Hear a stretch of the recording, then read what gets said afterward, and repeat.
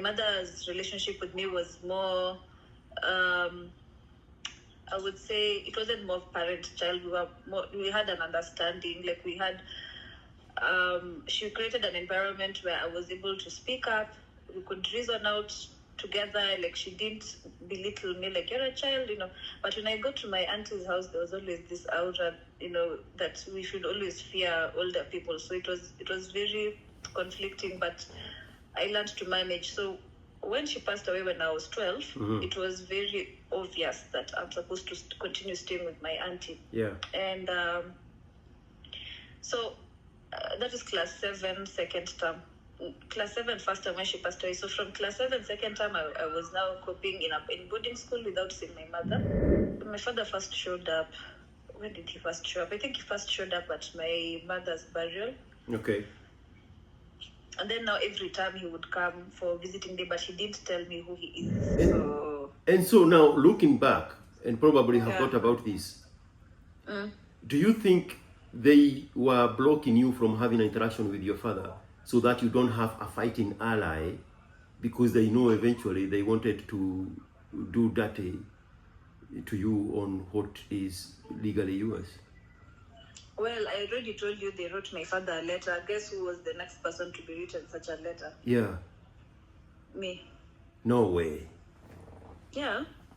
Now the demands were my grandfather is entitled to a certain percentage, and that I'm trying to leave him at what? Niliandikia hapo maneno. So I was like, in the first place when they wrote it to my father, I also have a copy of the one they wrote to my father. But now mine was like, it was even worse. Because you see, down for my father, it looks like they're thinking of me. Yes. It's about my best interest. But now the true colors are coming out when the letter is now being addressed to me. It's about the property. It's about what is entitled to my grandfather. Exactly. Yeah. Exactly. So now you can connect the dot and see, even here where they were exempting my father, it was not for my interest. Hello? Hey, and now there'll be no network interruptions. So your network is good now? Yeah. Okay. Let's do Yeah.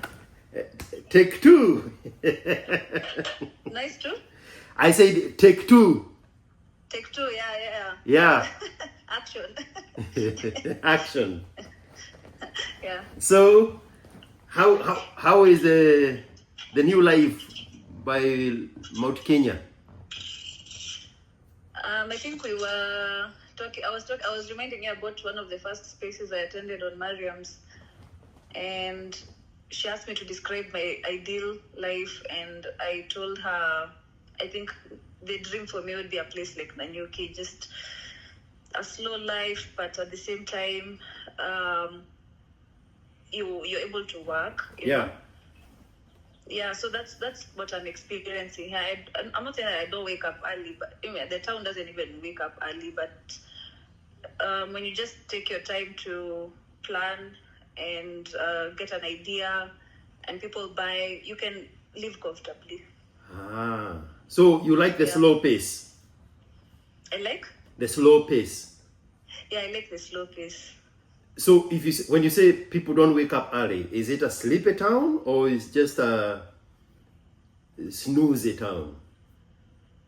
It's a very small town, ikalaini moja tu, but I think people here are comfortable. I would say that they don't need to wake up early to hustle, you know. Their hustles it's like their money is working for them kind of people. Nice. So they are mostly over 55, most of them retired. Well, or rich kids. Just rich people.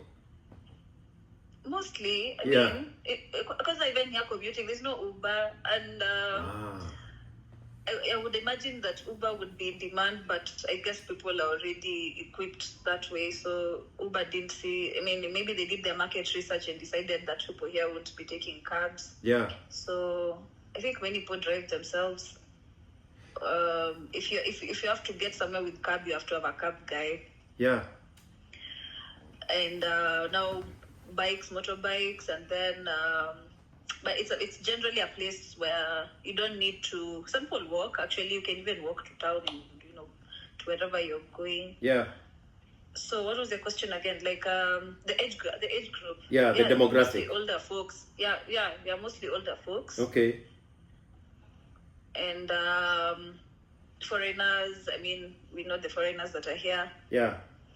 Yeah, mostly that. And they live in ranches, like big chunks of land. I don't know. I've not really visited people where they live, but Yeah. So you just get to see them in the little town. Yeah, I just meet people in social gatherings or at work. Okay. Yeah. And they are driving those off-road jeeps? I guess some have jalopies, others Land Rovers, others like the Land Cruiser hardtops, wengine tu ni luxury. Okay, luxury vehicles ni watu wa Nairobi sana. Yes. But unaweza tupata mtu amechill tu Nanyuki na hapo na GLE amepaka hapo. Ana story mingi. Okay. Nice. That's a very nice little setup. It sounds like a very relaxed place to be in. Yeah, kama upendi kelele mingi. Yeah. You can't come to Nanyuki and want to go back to Nairobi, honestly. And how did you chance on that? Mostly, it's better if you know somebody, Yeah. And they tell you, kuja, kuna kazi hapa, kind of situation. Yeah. If your hometown is not Nanyuki, yeah. And when you are telling Mariam that your dream city will be somewhere like Nanyuki, did you know at the time that was that already in the works? No, not at all. You just projected it there to the universe. You manifest. I mean, I did at the time. Even me, I didn't know what I'm saying, but I said it. I just thought about it in hindsight. Yeah. Much later, that I've ever said something like that. Now imagine that power of the universe, that you can manifest anything, and then the universe responds in your favor. So next time, probably even ask for a husband, those kind of things. Well, yeah, I guess so. But maybe I don't ask for a husband hard enough. I mean, you just need to be in the same dress, in the same spot, at the same time, in the same date when you ask the universe to line up Nanyuki for you. And then dabla. Ha! How do you like them? Yeah. Tall, dark, and handsome? Are you a Nilotic kind of a flavor, Kyle? Not Nilotic. How do you want them?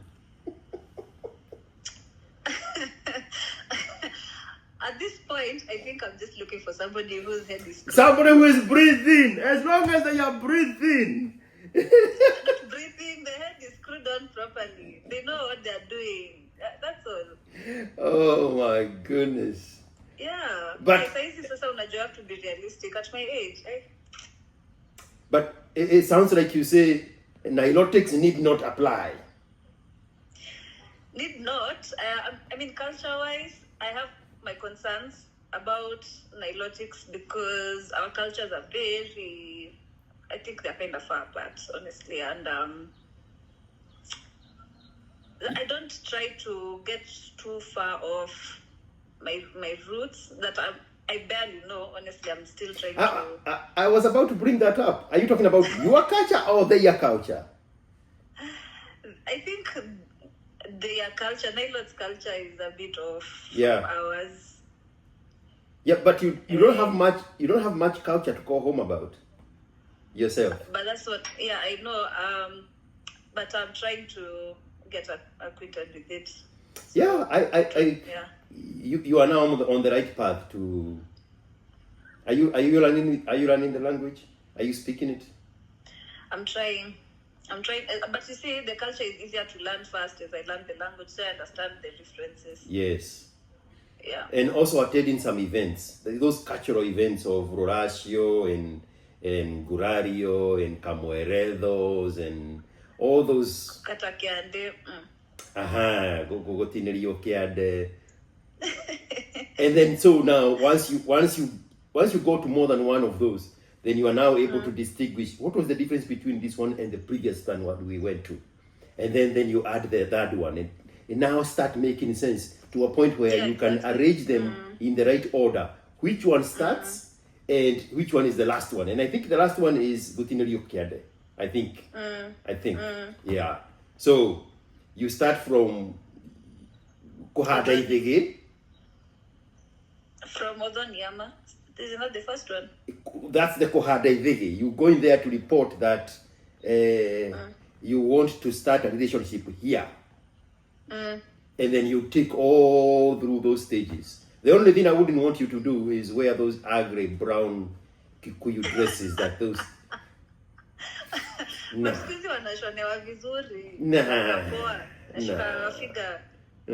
They just grasping a straw. They don't have a cultural dress. That's very poor. I don't know. Don't get me started on that part. Let's talk about on that brownish thing. Let's talk about the good stuff. Okay. So life is good. How are you on the side that rains a lot or the one that doesn't rain? I think I must be on the side that rains a lot. I remember in primary school in geography there was something about the windward side and the leeward side or something like that. And part of it doesn't rain. Is it close to Narumoru? Yeah, I'm close to Narumoru. That's why they have a lot of big plantations for potatoes. I'm not sure, but I'm not sure about the potatoes. Okay. Yeah. Well, nice. We are here now. So, first female on the show. Huh? First female on the show. You are the first lady. Even the title is going to start with First Lady. How did I... What do I owe the honor? I mean, I know you are the best storyteller. We have had so many conversations in the past. Okay. And you don't hold back, and you have how do I say this? You have made peace with whatever you've been dealt. So you are a very easy person to talk to. Yeah. That's always very helpful. There is no grieving when it comes to you. You are very free to revisit the past and look at the things that you need to look at and the lessons they are in and come on the other side having dealt with your past. So you and now it's gonna sound like if I say the next sentence, it's gonna sound like now what are the other girls bringing in when they come next? But you are an easy choice to start this conversation with. Okay. Yes. Yeah. Oh yeah, I'll take it. Yes. You know, somebody else who would be a very good person to be here is Mariam, right? I thought so too. Yeah, but you beat her to it. Yeah. Okay. Or maybe she's busy with radio. Do you want to tell her something? Mariam, I'm here before you. No, you see, no. No. I'm cool. You don't want to fight. You don't want to start a fight with Mariam. Do you want to start one with Dick Bear? No. Mariam is just Mariam. You know that, right? Mariam is Mariam. She's always Mariamin. Yes. Yeah. Mama Meow LLC. Yeah. Okay. So I can't wait to see where this conversation will go. I know what you want to talk about. What? But I want you to tell me, yes, George, you are right. I want to talk about this. Because I know what inspired you is the story of the guy who had a conversation with his mother when he was in high school about this one is not your father. This one here that I have brought with me is your father. I know that's why you accepted this invitation. I don't think I've seen that snippet. Actually, there's a guy who was told by the mom that this is the dad that he knows all along his father is not his father. Yes. At what age? 17 in high school. That's when he was told that. Yes, in boarding school. And even when I was thinking about reaching out to you, it's because you have a similar story, a girl version of the same story. Yeah. Okay. Do you have that story? I don't have it. I'm The thinking. story of that guy. No. Your own version of the story. Oh, okay. Yeah. Okay. You want me to tell the story? Yeah, tell me the story. Okay, so at 12, I lost my only parent that I knew. She was my mother, and I mean, I was raised a bit. I wouldn't say it's not conventional, but not the way most African kids were raised. Yeah. So first of all, she wasn't agreeing with teaching me vernacular because she had this newfound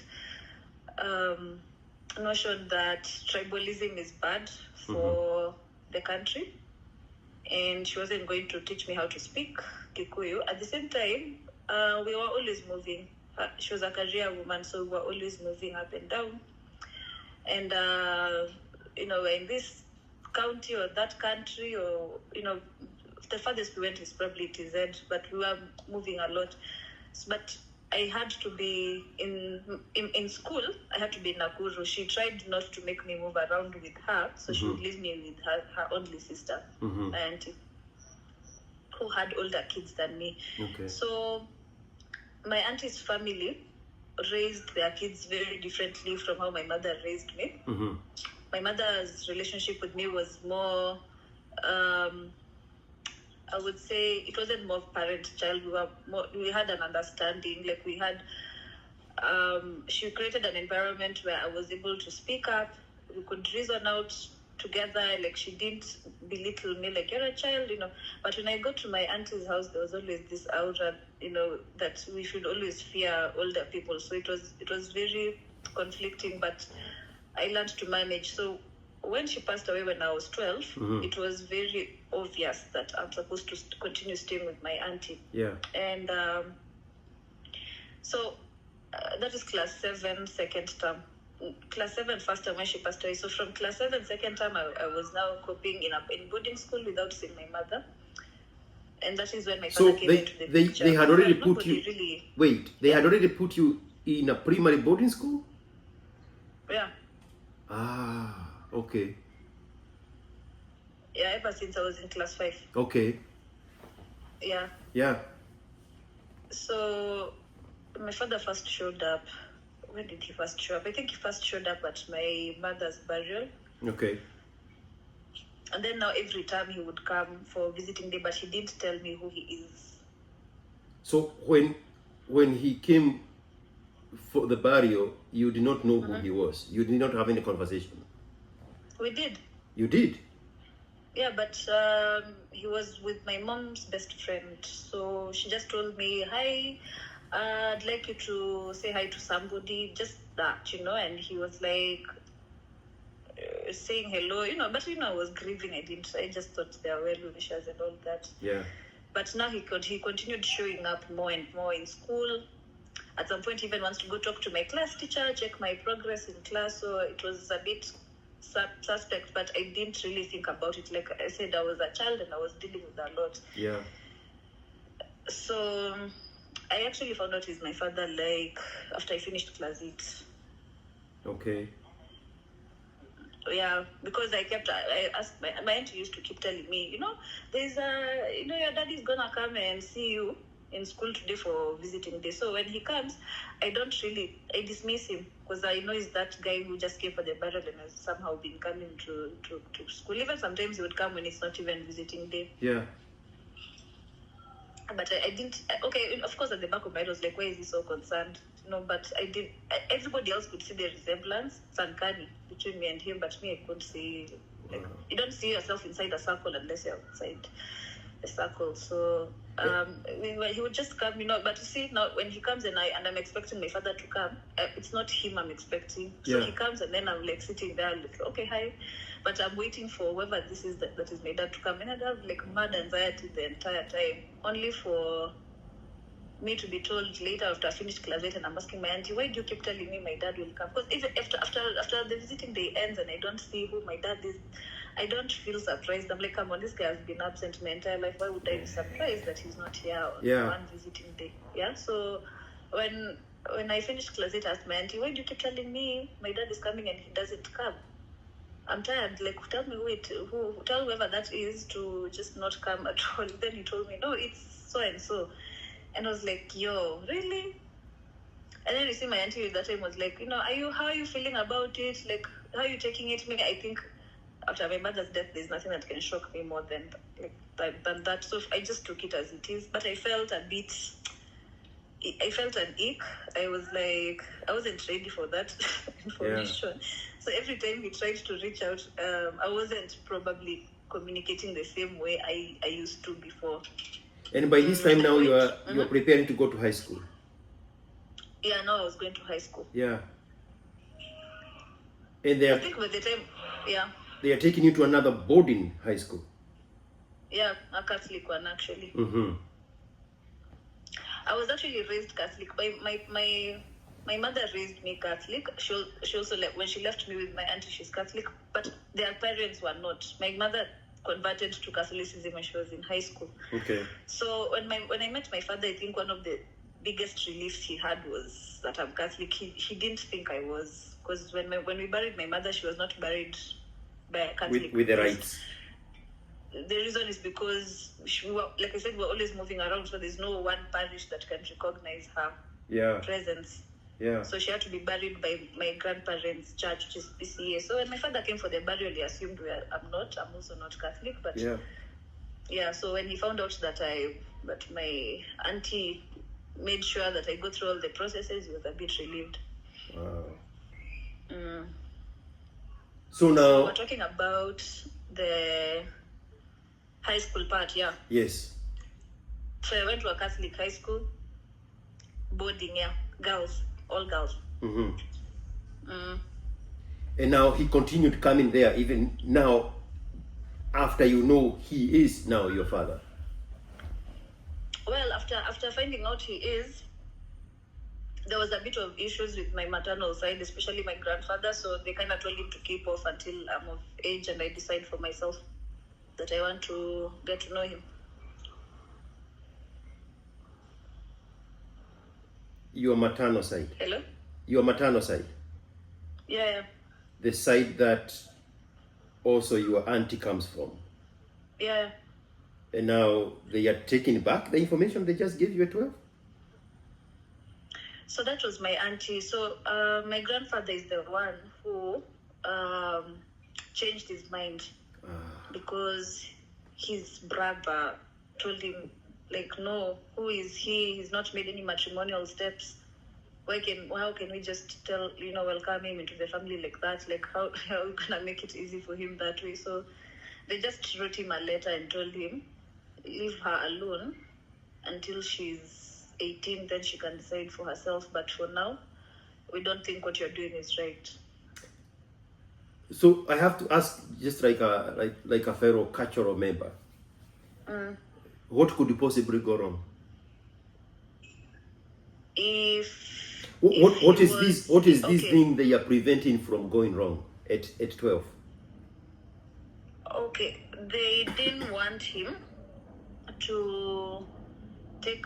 They didn't want me to go to the extent of taking his name, and then because he honestly, my father talked to me about that. He asked me if I want to sign an affidavit and change, because I only used 2 names. So he was asking me if I wanted to add his last name, but I mean, I told him I don't think so, because if my mother did put him in the birth certificate, I'm not the one to make such a choice. Yeah. So I don't know what could possibly go wrong. At the time, I think my grandparents, not my grandparents, but my grandfather and his brother were just looking at whatever my inheritance my mother had left, and they're like, no, if he comes into her life too much, like, maybe the law might consider him as a parent, and then now, or like a spouse to my mother or something like that. Yeah. So I think that's what they were mostly concerned about. So Kikuyus are always fighting over property?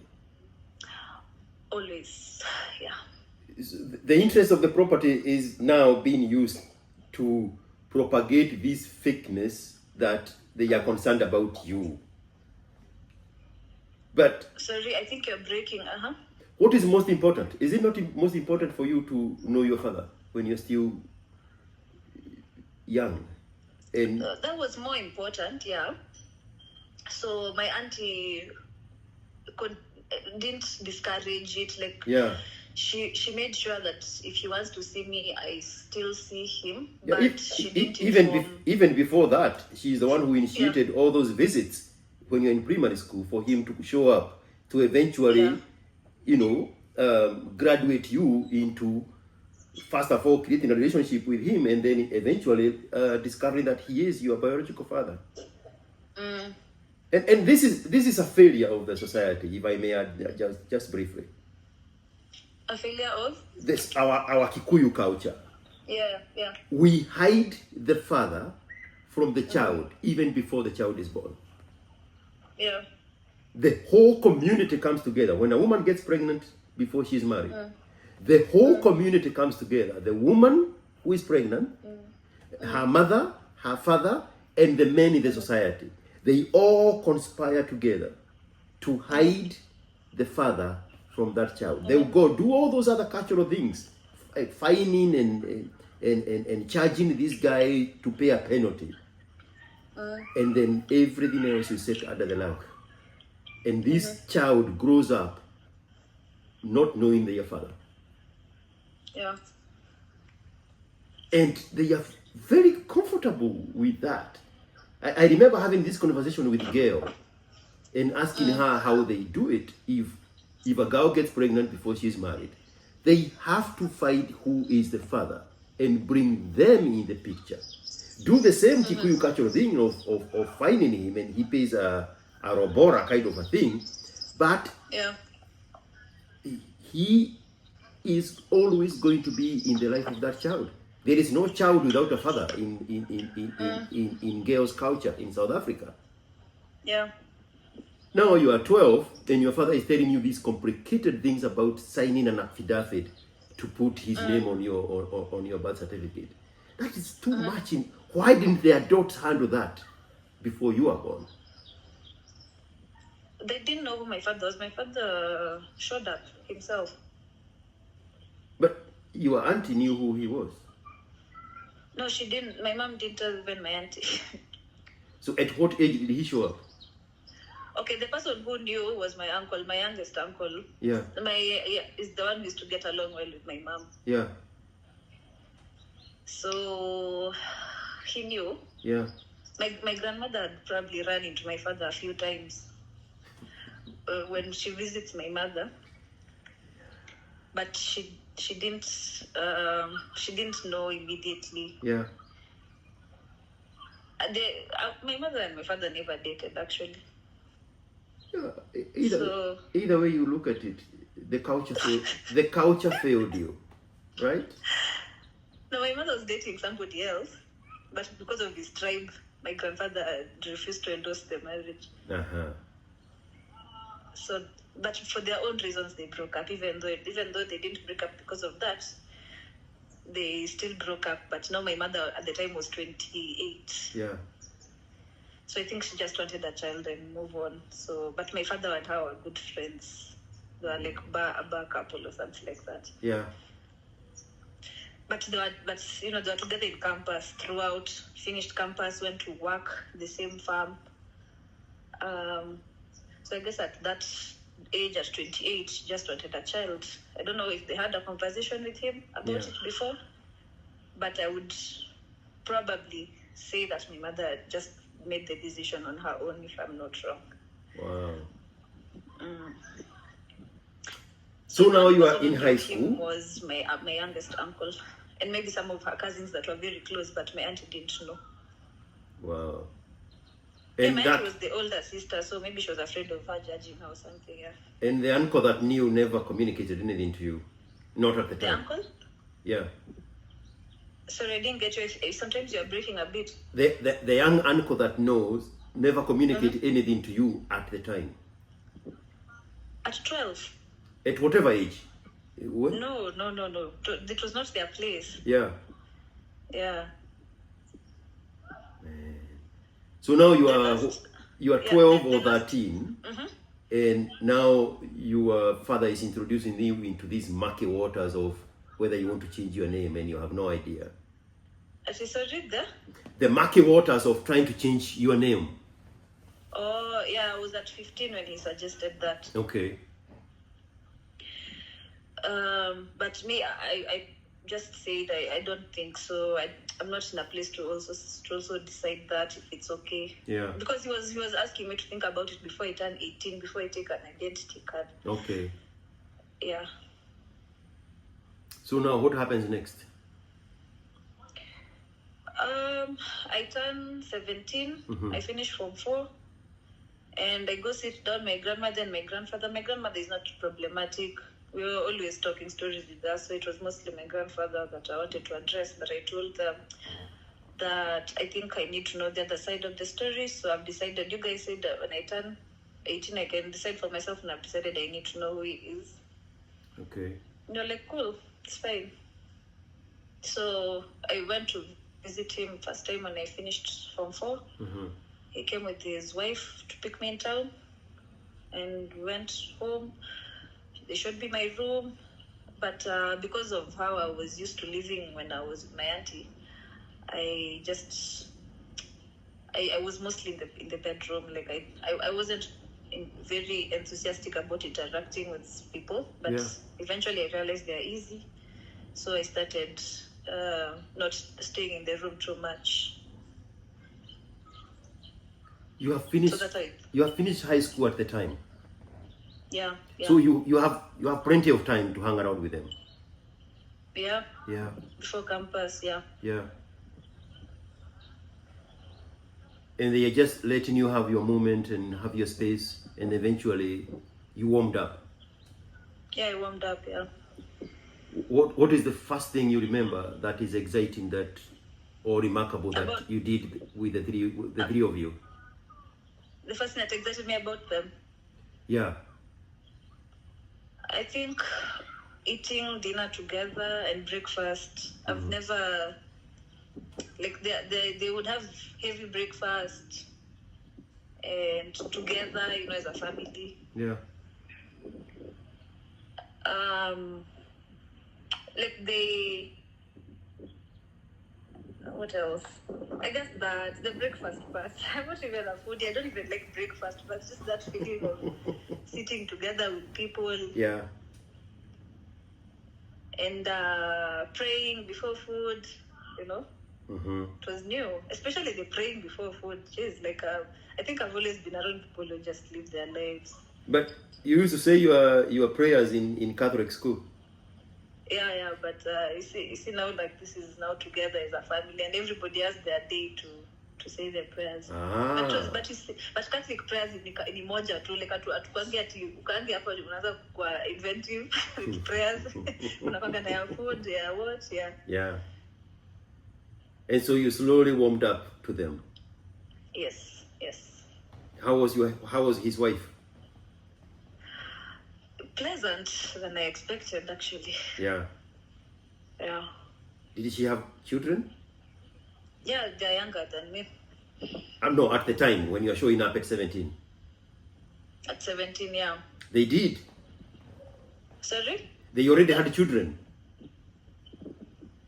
You're breaking at it? Did they already have children? Did they already? Yes. The one the eldest was 2 years younger than me. The youngest was 4 years younger than me. Oh my goodness. So there was a whole full family out there that you were not even aware of. Yeah. Okay. Now you turn 18. Actually, I was more concerned about them, the kids, because now they grew up in a family and they didn't know they have an older sister somewhere. Yeah. So it was more. So for me, I always knew there's just somebody out there that I don't know. But for them, they had no idea. Boys or girls? A boy and a girl. Who was older? The boy. Ah, okay. Wow. That is a little strange. Why? Like, is the girl looking at you as a bigger sister, or is she looking at you as a competition for attention? She looks at me like a bigger sister. We Okay. talked just the day before yesterday, actually. No, at the time, in that moment, at 17, 18. Yeah. You're 17, she's 15. No, 14. Yeah. Yeah. Actually 13. 13. Yeah. Wow. And now that becomes your permanent home for the rest of your childhood?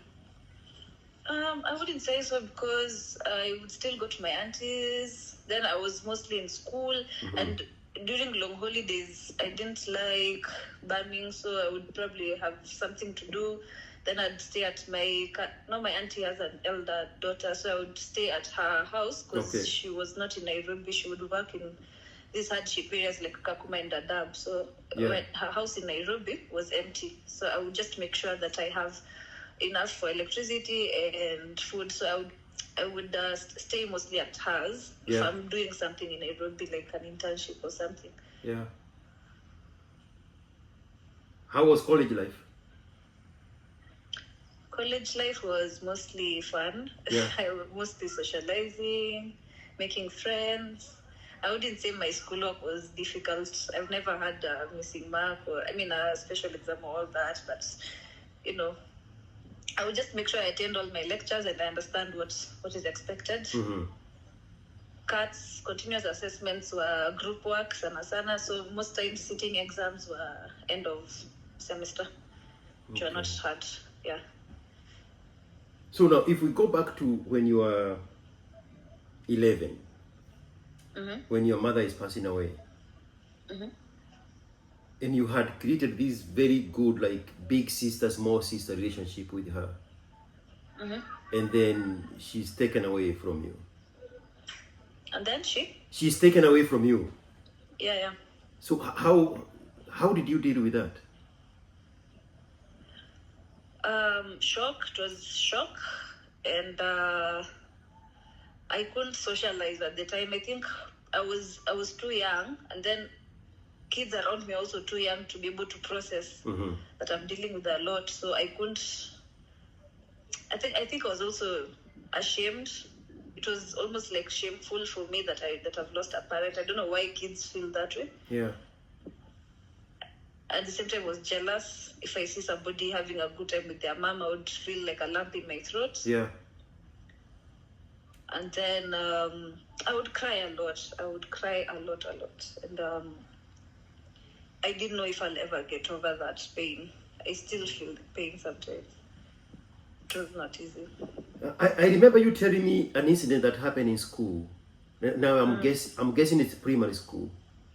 And it was an issue about you not having a last name or a father's last name or something. Oh, that one I was in class 1. Oh, it was very, very early on. Yeah. What happened there? You're saying the one where the class teacher asked me to have 2 names? Yes. What is that story? That one.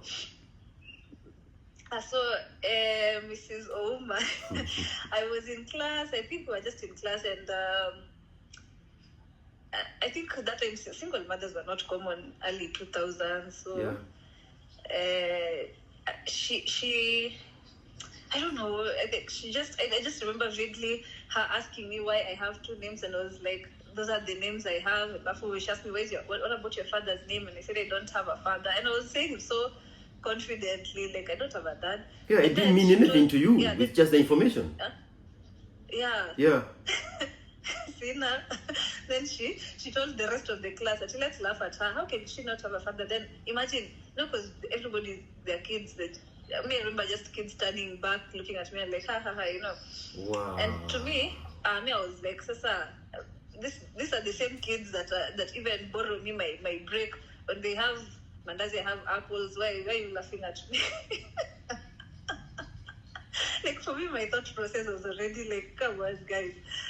You have nothing on me,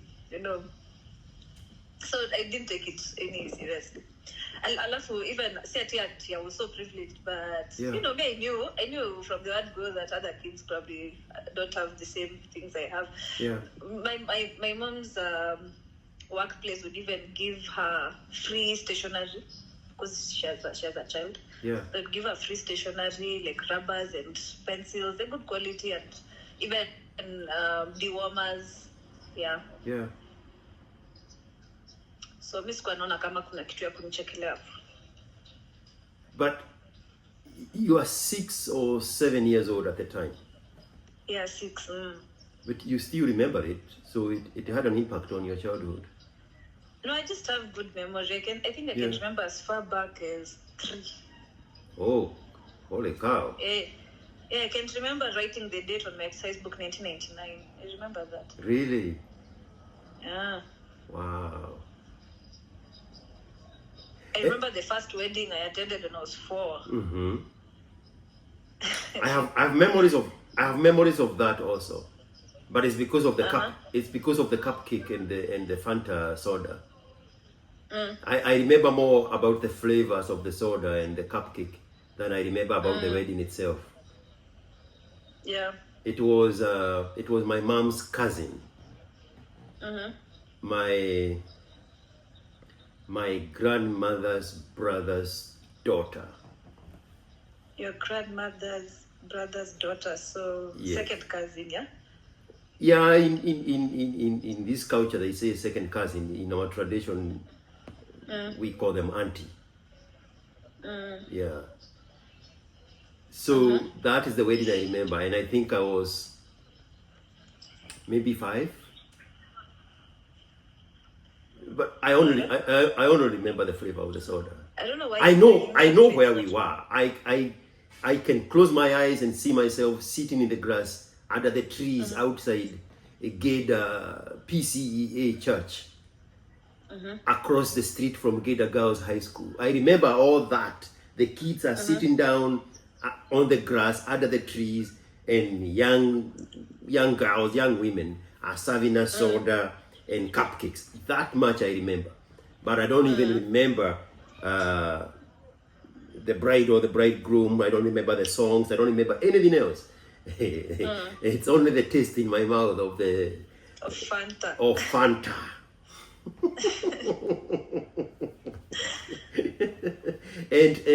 and now her mother, whom we called grandmother,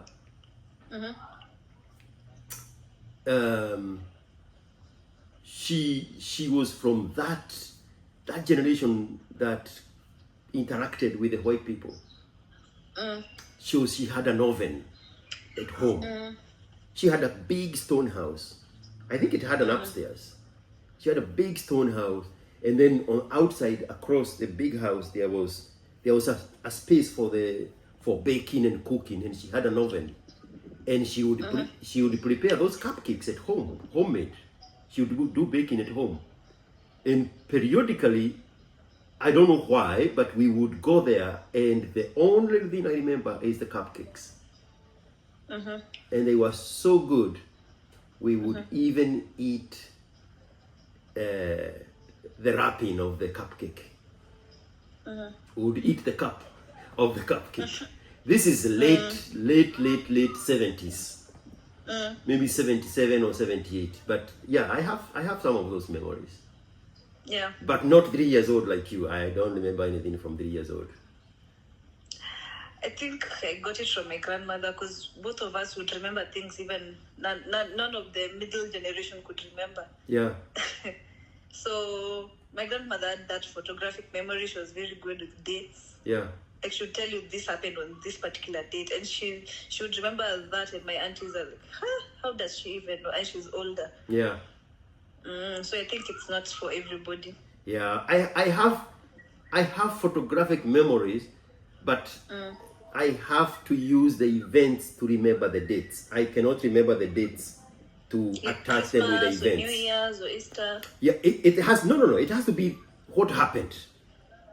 What was happening at this time, and then I can go back and look what date it was.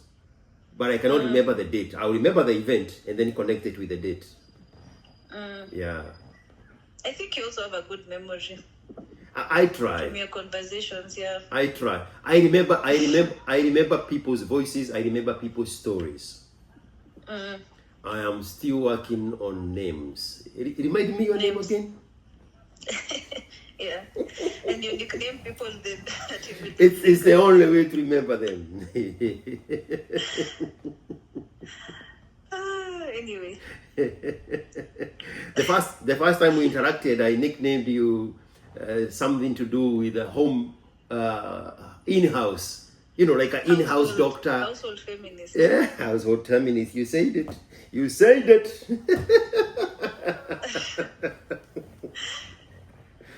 Yeah, I like giving people names to remember how I know them, and then I forget to remember their names. Yeah. So you're telling me about this guy who found out about his father at 13? Yes, at 17. I think it's at 17. I think it's episode 2. It's on YouTube. It's episode 2 of Ask IQ.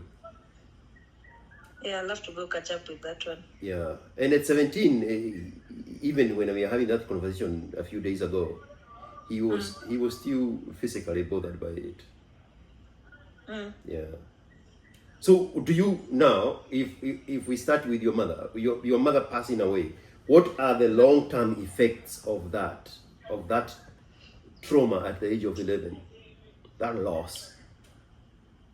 One of the huge effects is not knowing who to ask questions that you are normally comfortable asking somebody you've known your entire life. Yeah. Of course, there are questions I didn't ask my mother because she's not the kind of mother who would tell me, these are your private parts, don't let anybody touch this one. She didn't really tell me such things. I think she expected sex ed in school to take care of that. But anything else I would ask. And the effects, I think, of losing a mother is just that unconditional love. I know you say a mother doesn't love you unconditionally, but there's that love that nobody else will give if it's not a mother. So you at a young age, when you feel that, it can destroy you. You can feel really bad when you know you're not anybody's priority. Yeah.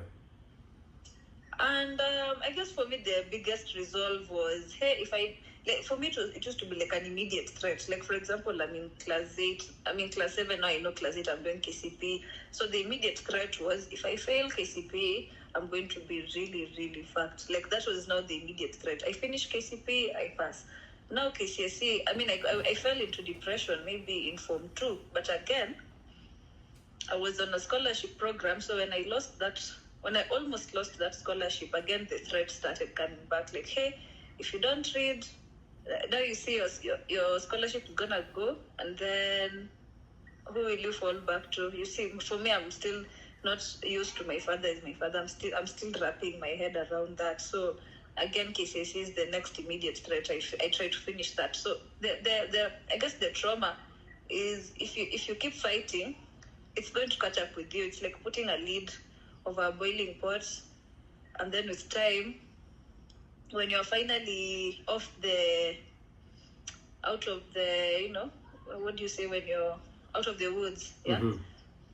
Now the depression. Now, if you didn't really deal with it at the time, because now when you're young, what time do you have for yourself? You have, especially the school system that we have in Kenya.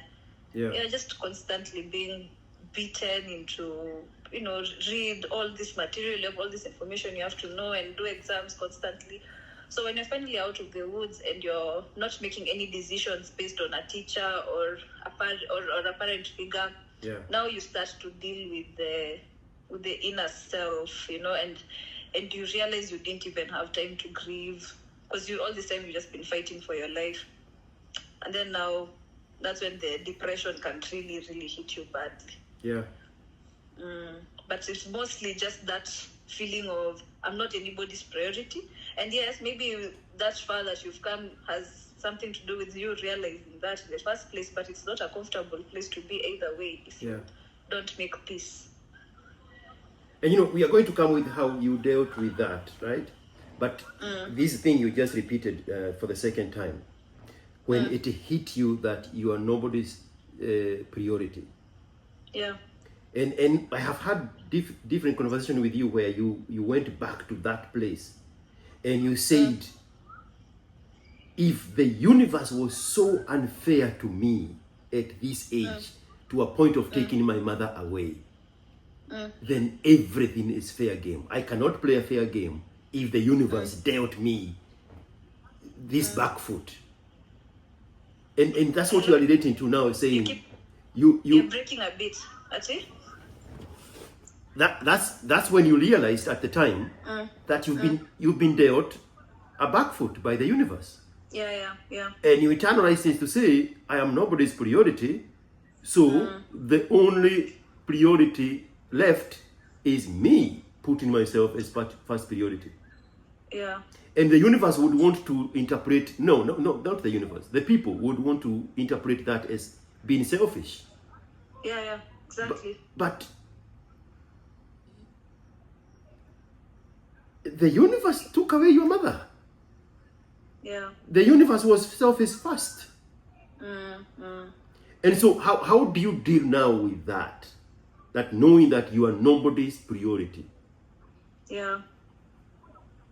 I'm just glad that my mother introduced me to animations and some books when I was young. Yeah. So like I remember this part of Lion King where Timon tells Simba after Simba's father died and he's roaming in the wilderness alone and he meets Timon and Pumbaa and he's sad and depressed, after his uncle has sent hyenas after him. Now he's run away, and Timon told Simba, when the world turns its back against you, you turn your back against the world. Yeah. And for you, how do you interpret that, and how is that, how real is that in your own world? How you decided now to face life? You prioritize yourself. You don't become a doormat. You don't be nice. Just understand that before even giving somebody priority, make sure it's also working for you at the same time. Yeah. You have to make it about yourself first. So if anybody else benefits from any interaction with you, it was first you're putting yourself first, and then it's a win-win. Yeah. And do you find people getting dumbfounded that you would be putting yourself first? That would people normally interpret that as being selfish? Even where them being inconsiderate is the best appropriation? Yes, of course, my maternal side of the family, we also fell out because now I also had to start demanding my inheritance, and I know who is consuming it, and they're not consuming it well. Yeah. Without the law's permission. Yeah. I was like, we can do this the easy way or the hard way. Yeah. But you see, then they look at it like you are inconsiderate. But that's not my problem. My mother wasn't working her ass off because of anybody else other than me. And so now looking back, and probably have thought about this, do you think they were blocking you from having an interaction with your father so that you don't have a fighting ally, because they know eventually they wanted to do dirty to you on what is legally yours? Well, I already told you they wrote my father a letter. Guess who was the next person to be written such a letter? Yeah. Me. No way. Yeah. Now the demands were my grandfather is entitled to a certain percentage, and that I'm trying to leave him at what? Niliandikia hapo maneno. So I was like, in the first place when they wrote it to my father, I also have a copy of the one they wrote to my father. But now mine was like, it was even worse. Because you see, down for my father, it looks like they're thinking of me. Yes. It's about my best interest. But now the true colors are coming out when the letter is now being addressed to me. It's about the property. It's about what is entitled to my grandfather. Exactly. Exactly. So now you can connect the dot and see, even here where they were exempting my father, it was not for my interest. It was because they wanted to isolate me in a position of weakness where I cannot fight them back, both because of age and lack of information. That's my people for you. So I'm just grateful that I've always had the grace to try, and I've not made the best decisions in my life, but I've made some that mattered. And one of them was when I decided at 17 that now, okay, you guys wrote my father a letter, you don't want me to see him, but now I want to. And that one, and I think the other one that I made was now that one when I was much younger, that hey, if I don't concentrate on my studies, I think my life is not gonna go so well. Yeah. So having that realization at that age was kind of helpful, even though I wouldn't expect people of that age to make such decisions. Correct. Well, you challenges toughen you, and some of those challenges make you grow quicker. Yeah. Yeah. So your situation is unique only to yourself. Yeah. Yeah.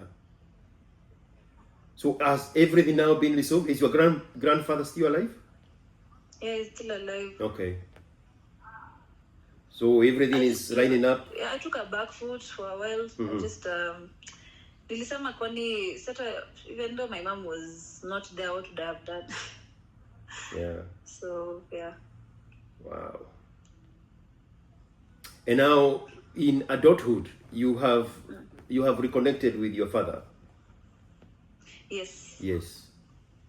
Yeah. How is that working for you? Your father is very young. He's going to be 60 next year. What? Yeah, we have a 30-year gap. He looks younger than me. He hikes. He looks very young. I think also genes. Yes. Yeah, I saw a photo of him, and he's like, wow, this guy, he looks very young. You can't even tell. Forget about whether he is your father. You can't even tell he's married. You can't even tell? That he's married. He looks like Asumbulina too. That thing. Only you can see it. I didn't even know how to explain it. Yeah. He has that stress-free look about him. Yes. Yeah. That is very true. It's funny that you caught exactly what I was trying to envision. Anakaa kama hasumbuliwi na mtu. Anasumbuliwi na mtu, anapanga maisha yake. Yeah. So he's going to be 60 in January. Nice. And your new venture together with him is working well? Yes, he let me off he was just holding my hand for like 2 months. Yeah. So now I'm on my own. Oh, he left you on your own? Yeah. Nice. The only thing left now is for you to win. Yeah. And you don't have to prove anything to anybody. I mean, I don't know. No, nothing. Yeah. You're the final boss. Yes, you just do what is right by you, whatever that is. Yeah. Yes. Yeah. Yes. Man, I'm happy for you. That's a great step in your life, because you have always wanted that. Yeah. And you got all of it in the same package. You got to get to move away from the big city. You got to move to a stress-free environment, and then you got to connect with your father and work together in a business setup. Yeah. That's very awesome. Well, I've tried business before, it didn't go well. Yeah. I was using my inheritance, well, not all of it, but at the time I didn't really have somebody to show me the ropes. Plus failure is normal. Yeah. Failure is normal for me. I think when you actually fail is when you know exactly what you're supposed to do. It's the only way to know which direction to take.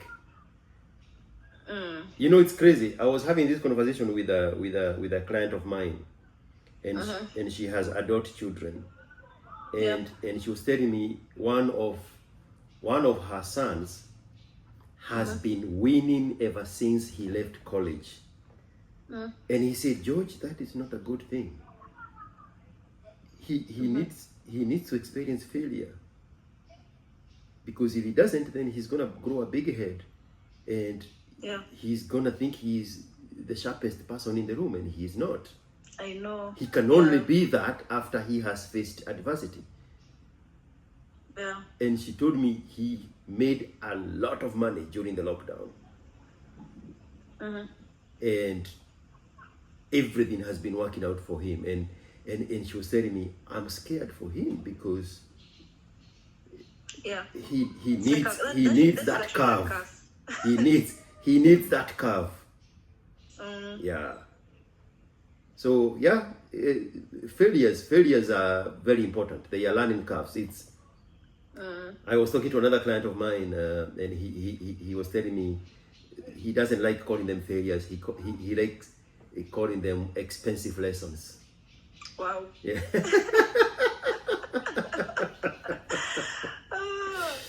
Because it's actually very strange that people don't make the first step because they're afraid of failure, because it's almost always definite that you fail, but nobody wants to go through that. Yes. So they don't make the move. Yeah. No, you don't make that move because what do I know? Yeah. What do I know about this move I'm making? So I'm bound. Chances are it's not gonna go well. And they think that the rest of the people who went into it with the mentality that they're going to succeed. Well, not really. They just felt like somebody had to do it. Yeah. And no matter how hard you fall, it's like defeat is very psychological. Exactly. Yeah. Those are the things that shape you. Those are the things that build you. Those are the things that cement you. Those are the things that slap you straight in the face and tell you, now wake up to reality. We are doing this now for real. And you are like, okay, so now success depends on me. And that's when everything starts making sense. Yeah. It's like the pineal gland just starts opening up when you go through adversity. Exactly. You can go low. Well, Judge, it was so nice talking to you. So nice talking to you. So now, what is next? What does the next chapter look like?